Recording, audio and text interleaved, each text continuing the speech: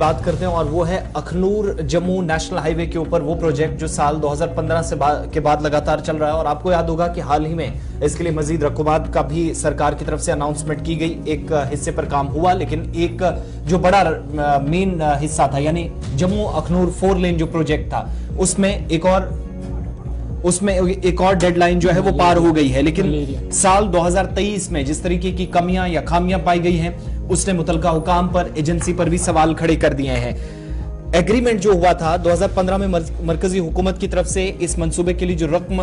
खर्च की जानी थी उसके लिए मंजूरी मिली थी, लेकिन एग्रीमेंट की खबर है कि इसमें वायलेशंस हुई हैं, खुलेआम खिलाफ वर्जी की गई है और तकरीबन 28% के आसपास जो काम इस वक्त है वो अभी भी, जिनमें 7 पुल अभी भी बनना बाकी है जो अभी भी नामुकम्मल है, जिसको तशरीह तकमील तक पहुंचाने में मुतलका जो एजेंसीज हैं, हुकाम है, वो नाकाम साबित हुई है। ये वो मंसूबा है 2015 में, आपको याद होगा कि इसके बाद बैक टू बैक कई डेडलाइंस दी जाती रही। पहले 2.5 साल की डेडलाइन रखी गई, उसके बाद 1 साल का एक्सटेंशन मिला और उसके बाद 1.5 साल और इसी तरीके से होते होते 2023 में हम मई के महीने तक पहुंचने वाले हैं। लेकिन मुकम्मल तौर पर इस मंसूबे को होते हुए कब हम देखेंगे, ये इंतजार खत्म होने का नाम नहीं ले रहा है। एक तो जो national highway authority of India है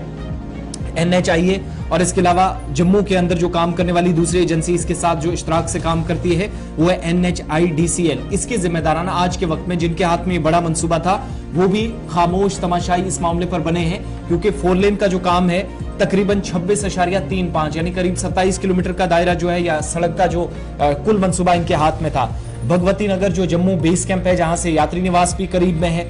यहां से होते हुए कैनाल से होते हुए कठुआ को काठी चौक तक कनेक्ट करने वाला, और तकरीबन जिसमें 7 पुल अभी भी आज के वक्त में, और चिनाब पुल जो अखनूर के साथ कनेक्ट करता है जम्मू के 2 हिस्सों को, जम्मू वाली साइड को राजौरी वाले हिस्से के साथ कनेक्ट करता है, उस एरिया को मिलाने वाला, और बीच में जो एक बाईपास भी आना था वो इंपॉर्टेंट रास्ता 2018 में जिसका काम शुरू भी हुआ,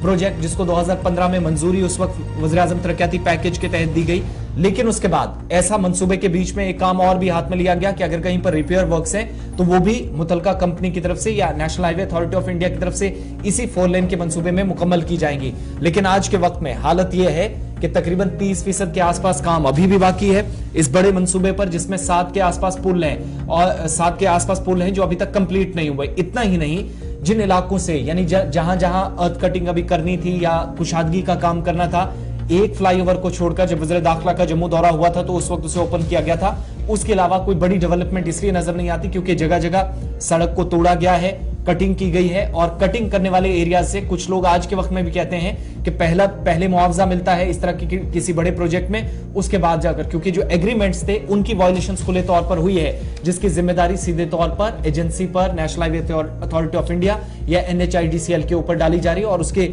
2 नतीजे हमारे सामने है, ना तो मंसूबा भी 100% मुकम्मल हुआ, नंबर 1 कई डेडलाइंस पार होती चली गई, 2023 में भी यही सिलसिला है। दूसरा, जिन लोगों ने जमीन और दी थी, इसके दाएं बाएं किसानों की एक बड़ी जमीन आती है, बासमती राइस वाली जमीन आती है, वो भी बीच वाला एक बड़ा हिस्सा है, तो वहां पर लोगों की तरफ से मुआवजे का जो मुतालबा किया गया था वो आज के वक्त में भी शिकायतें कर रहे हैं कि सड़क का काम आधा अधूरा छोड़कर इसी तरीके से उन्हें परेशान कर दिया गया। लेकिन जो आज के वक्त में, चाहे वो ठेकेदार हो, कंसर्न अथॉरिटीज हो, एजेंसीज को कह लीजिए, पिछली जो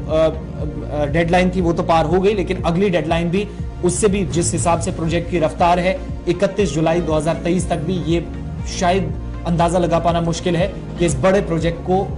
शायद हतमी शक्ल दी जा सके 31 जुलाई से पहले जिस रफ्तार से, जिस पेस से इस वक्त काम चल रहा है, और बहुत सारी और भी खामियां एक और डेडलाइन पार होते होते। चलिए जनाब, मामला आपके सामने है कि किस तरीके से इस अहम शाहराह पर कछुए की चाल काम चल रहा है और डेडलाइन मुकम्मल हो रही है, और एक बार फिर डेडलाइन होगी। और ये भी कहा जा रहा है कोविड और दीगर परेशानियों की वजह से काम नहीं हुआ, लेकिन उसके बावजूद भी सरकार जिस तरीके से पीठ थपथपा रही है, यहाँ पर देखने की जरूरत है कि आखिर इतना देरी क्यों।